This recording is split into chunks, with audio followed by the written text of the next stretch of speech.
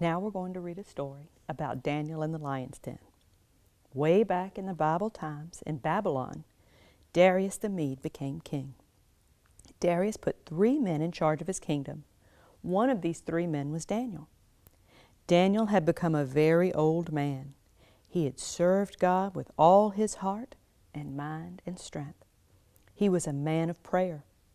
Daniel had seen God do mighty things, and the Lord had blessed Daniel with wisdom.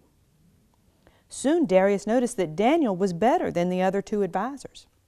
The king wanted to put Daniel in charge of the entire kingdom. This did not make the other advisors very happy. They plotted against Daniel. They tried to find something Daniel had done wrong.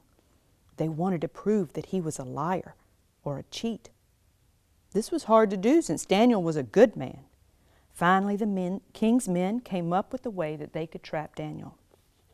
Together they went to the king. "Your Majesty, we think you should sign this order. It says you are a god. For the next 30 days, any man who prays to other gods must be thrown into the lion's den and die." The king liked the idea, so he signed the order. Even though Daniel knew about the king's order, he continued praying to the Lord.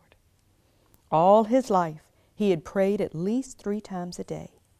Kneeling by a window which faced Jerusalem, Daniel thanked God for all his blessings. He prayed for all his people.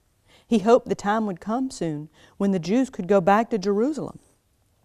Daniel's enemies saw him praying from the street below, and then they went to the king. "Remember the order you gave about not worshiping any god but you? Well, Daniel has broken that law. He still prays to his God every day." When the king heard this, he knew he had been tricked. All day long, he tried to come up with a way of saving Daniel. There was nothing he could do. The order was signed and sealed. The guards brought Daniel to him. The king said, "There's nothing I can do. I hope your God will save you." Then Daniel was thrown into the great pit with the wild lions. The hole was covered with a huge stone. What would happen to him? Was this the end?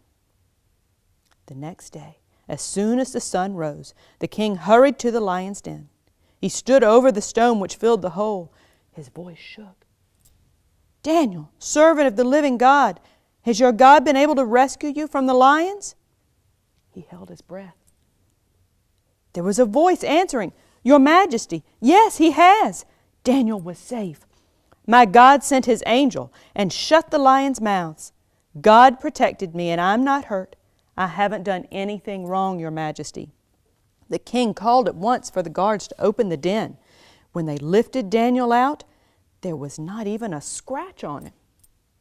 The king sent for the men who had tricked and trapped Daniel.